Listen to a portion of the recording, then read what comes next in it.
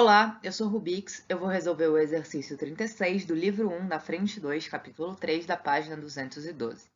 Então vamos lá, eu vou começar lendo o enunciado para depois a gente ver a resolução. A amônia gasosa pode ser preparada pela seguinte reação balanceada. Então aqui ele fornece para a gente a reação balanceada, a gente não vai precisar se preocupar com isso, ainda bem.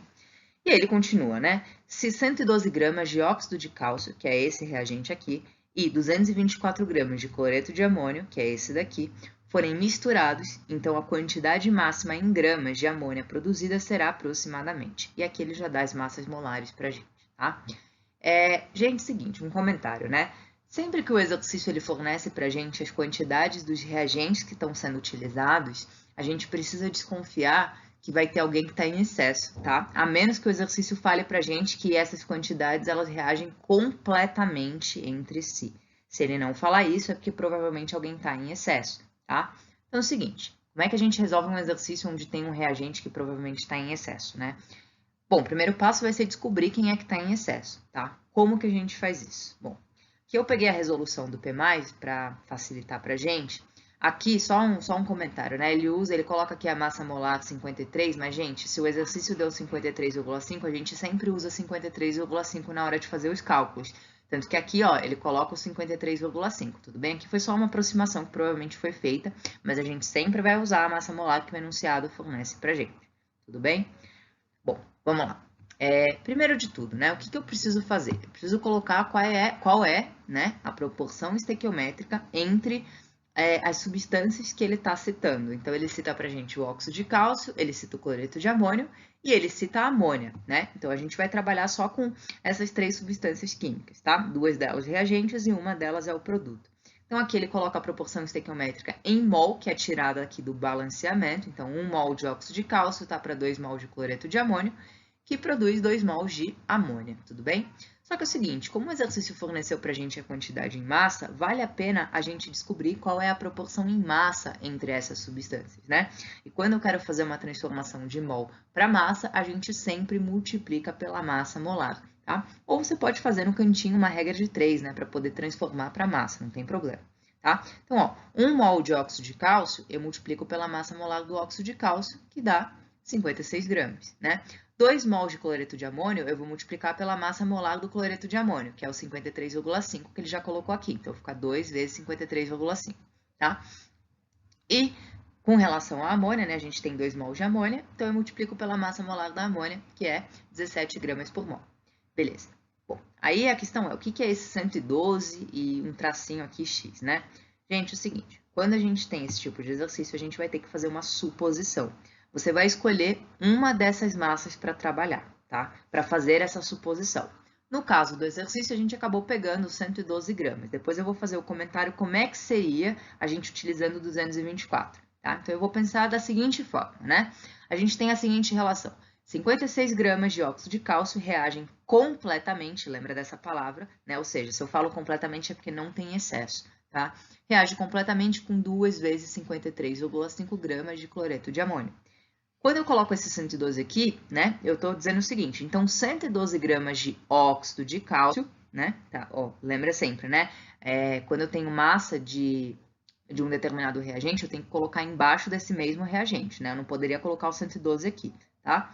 Então, 112 gramas de óxido de cálcio vão reagir com quanto? Esse com quanto é com quanto completamente, sem que ninguém fique em excesso, tá? Sem que o óxido de cálcio esteja em excesso e sem que o cloreto de amônio esteja em excesso. Porque a verdade é o seguinte, gente, a gente não sabe se esses 224 gramas estão ou não em excesso. Assim como eu também não sei se esses 112 gramas estão ou não em excesso, tá? Por isso que a gente precisa fazer essa suposição inicial, para a gente poder determinar quem é que é o reagente limitante, quem é que é o reagente em excesso, tudo bem? Beleza, se a gente fizer essa conta, a gente vai chegar no seguinte resultado, x é igual a 214 gramas.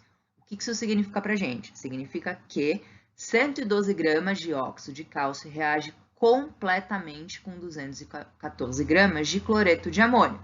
Só que a quantidade que foi colocada para a gente de cloreto de amônio foi 224 gramas, certo? É só olhar aqui no enunciado, tá? Então, ou seja, o que isso significa? Que o cloreto de amônio está em excesso, ou seja, eu coloquei uma quantidade muito maior do que eu precisava, tá? Então, beleza, determinei que o cloreto de amônio está em excesso. A partir daí, para eu continuar resolvendo o exercício, a gente vai trabalhar com reagente limitante. Mas quem que é o reagente limitante? É aquele que não está em excesso, tá? Se o cloreto de amônio é o reagente que está em excesso, significa que o óxido de cálcio é aquele que é o limitante, tudo bem? Então, a gente vai trabalhar com 112, tá? A partir disso, só trabalha com 112, esquece o 224, beleza? Para fazer todos os cálculos que a gente precisa. Então, só que aí você vai me perguntar, né? Mas, Rubik, se eu tivesse colocado 224 gramas aqui, como é que seria, né?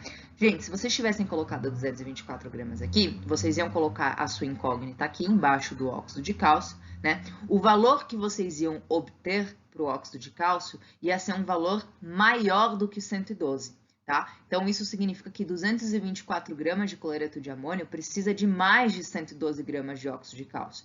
Só que como ele só colocou 112 gramas, né, eu não tenho como fazer esse cálculo com mais de 112, tudo bem? Porque a gente não tem mais de 112. E aí, a partir daí, você conseguiria determinar também que o óxido de cálcio ele seria o limitante, né, ele que está limitando para a reação acontecer completamente com o 224, e o 224, por consequência, seria, né, o reagente que está em excesso, tudo bem? Da mesma forma, você conseguiria determinar isso. Tá? E aí, a partir daí é o que eu falei, a gente trabalha com aquele reagente que é o limitante, tudo bem? Beleza, o que o exercício está pedindo para a gente? Ele quer a quantidade de amônia que pode ser produzida, tá? Então, a gente vai fazer uma relação entre o reagente limitante e o produto que ele está pedindo, tá? Então, a proporção em massa entre os dois é 56 gramas de óxido de cálcio para 34 gramas de amônia, tudo bem? E aí, depois o que eu faço, né? 112 gramas de óxido de cálcio, que é a massa do reagente limitante, está para Y. Eu fico batendo nessa tecla, gente, reagente limitante, porque eu sei que isso causa muita dúvida entre vocês, e se eu não usar os termos corretos aqui, isso não vai ficar claro para vocês, tá? Isso precisa entrar na cabeça de vocês, que a gente precisa sempre ter em mente de que a gente vai trabalhar com reagente limitante para fazer o resto do exercício. Por isso, a importância da gente primeiro descobrir quem que é o reagente que está em excesso e quem que é o reagente limitante. Não adianta a gente querer ir direto para a resposta. Tudo bem? Bom, a partir daí a gente faz uma regra de 3 aqui, né? A gente pode até ver pela proporção, né? 112 é o dobro de 56, ou seja, Y tem que ser o dobro de 34. Né? Então, Y vai ser 68 gramas de amônia, e o que leva a gente à alternativa A desse exercício. Tudo bem? É isso, gente. Obrigada. Fico por aqui. Tchau, tchau.